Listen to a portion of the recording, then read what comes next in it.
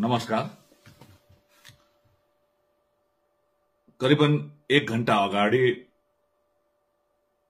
दिल्लीको नर्थ ब्लकको विशेष सूत्रबाट थाहा लागे अनुसार आगामी 2 अप्रिल 2025 को दिन बिहान 11 बजे गृह मन्त्रालय नर्थ ब्लक दिल्लीमा गोर्खाहरूको समस्याहरूलाई लिएर साथै दार्जिलिङ पहाड अनि तराई र डुवर्सको समस्याहरूलाई लिएर एक महत्वपूर्ण त्रिपक्षीय वार्ता हुन गइरहेको छ। यो त्रिपक्षीय वार्ताको निम्ति म सर्वप्रथम भारतका सम्माननीय प्रधानमन्त्री श्रीमान नरेन्द्र भाई मोदी, भारतका सम्माननीय गृहमन्त्री श्रीमान अमित शाहज्यू, साथै दार्जिलिङका माननीय सांसद श्रीमान राजु विष्टज्यूलाई म यस क्षेत्रको एक नागरिकको हैसियतले साथसाथै गोर्खा जातिको हैसियतले म हार्दिक आभार अनि कृतज्ञता प्रकट गर्न चाहन्छु। विशेष गरेर हाम्रा सांसद, दार्जिलिङका सांसद भाइ राजु विष्ट, उहाँको जुन अथक प्रयास बापत आज गृह मन्त्रालयले त्रिपक्षीय वार्ता बोलाउनमा आफ्नो रुचि देखाए।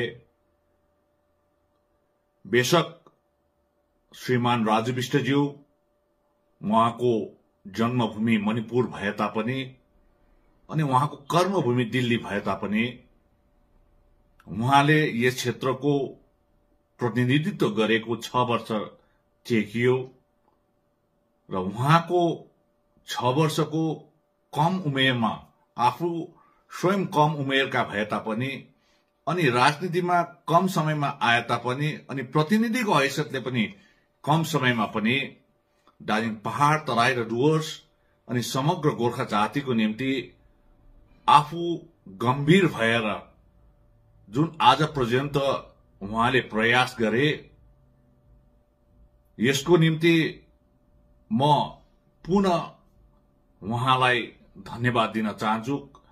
अनि मलाई लाग्छ उहाँले जुन प्रकारको आजसम्म एउटा चिन्तित भएर गम्भीर भएर यी विविध समस्याहरूलाई लिएर भारतको विभिन्न मन्त्रालय लगायत संसद भवनको भित्र जुन प्रकारले कुरा उठाइरहेका थिए, सायदै यसभन्दा अघि यति साह्रो प्रयास गरिएको सांसदहरू मेरो राजनीतिक जीवनको 34 वर्षमा मैले पाएको छुइनँ।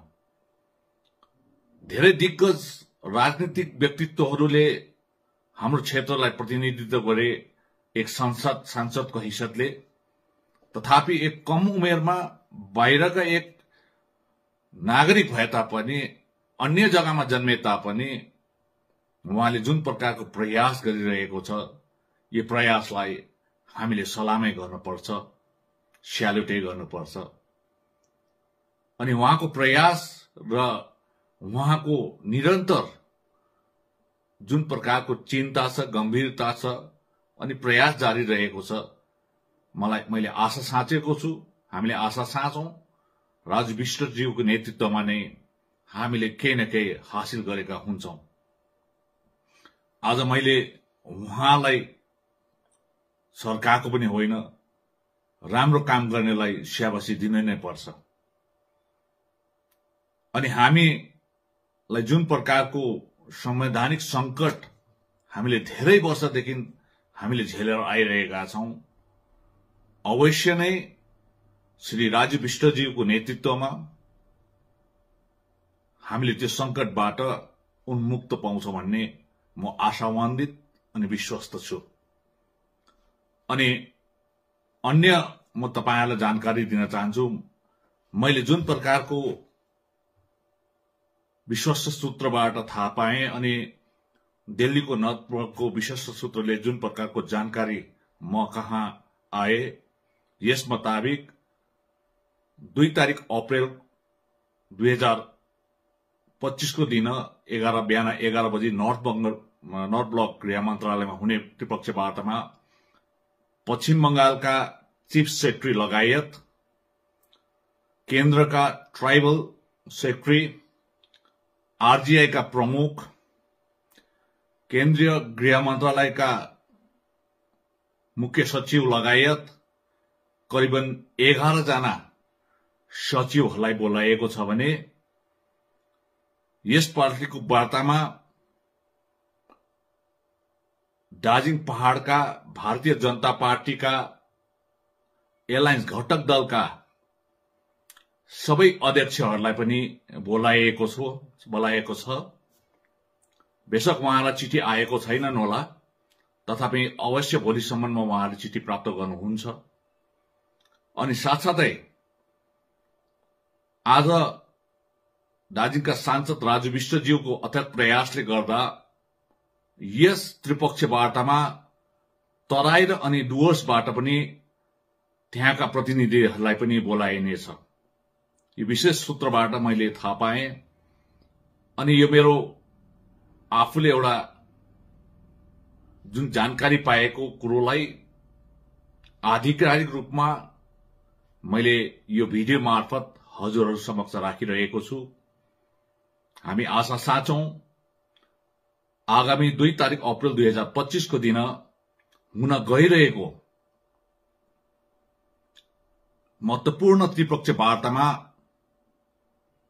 अनि त्यो वार्ताले अवश्य नै भोलिको दिनमा एक फराकिलो बाटो, संवैधानिक मान्यताको निम्ति एउटा फराकिलो बाटो, राजनैतिक न्यायको निम्ति एउटा फराकिलो बाटो अवश्य नै निर्माण गरिदिन्छ भन्ने आशा साँचेको छु। हामीले आशा साँच्नुपर्छ, आशा साँचौं। र विशेष गरेर म पुनः जनाउँछु कि श्री राजु विष्टज्यूको नेतृत्वमा भारतीय जनता पार्टीका सम्पूर्ण घटक दलका अध्यक्षहरू, पश्चिम बंगालका मुख्य सचिव लगायत अन्य सचिव अनि केन्द्र सरकारका ट्राइबल डिपार्टमेन्टका प्रमुख सचिव, आरजीआई का प्रमुख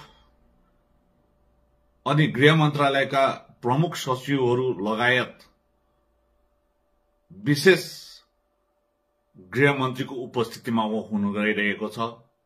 यो जानकारी सायद अरूले दिन सकेका छैनन् होला, तर मैले अघि मात्र दिल्लीबाट जुन प्रकारको विशेष सूत्रबाट मैले जानकारी पाए, सायद यो जानकारी राजु विष्टज्यूलाई पनि आएको होला, तर उहाँले आधिकारिक बयान नदिँदा पनि म अहिले निष्पक्ष अनि स्वतन्त्र भएकोले गर्दाखेरि मैले जुन जानकारी दिल्लीबाट पाएको तपाईहरु समक्षमा साझा गरे। हामी सबैले साँचौं भारतवर्षभरि छरिएको गोर्खाहरूले अब न्याय अवश्य पाउनेछ भन्ने आशा र विश्वास साँचौं अनि प्रार्थना पनि गरौं 2 तारिक अप्रेल 2025 को दिनको त्रिपक्षीय वार्ता सफल रहोस् अनि हाम्रो भाग्य निर्धारण, जातिको भाग्य निर्धारण, यो माटोको भाग्य निर्धारण होस्, यो प्रार्थना भगवानसित साँचौं। अनि अन्त्यमा भाइ राजु विष्ट माननीय सांसद दार्जिलिङलाई म नम्र निवेदन गर्न चाहन्छु, तपाईको कुशल नेतृत्वले, तपाईको कुशल पहलले जुन त्रिपक्षीय वार्ता हुन गइरहेको छ, तपाईको उक्त दिनको नेतृत्वमा पनि म विश्वास छ अनि तपाईले अवश्य नै त्यस दिन श्री कृष्णको भूमिका, भगवान श्री कृष्णको भूमिका निभाउनु हुनेछ मलाई आशा छ। मैले विश्वास राखेको छु र भाइले मेरो एउटा दाजुको हैसियतबाट मैले राखेको विश्वासमा विश्वास नतोडियोस्, यति भन्दै तपाईहरुबाट म बिदा लिन चाहन्छु। धन्यवाद।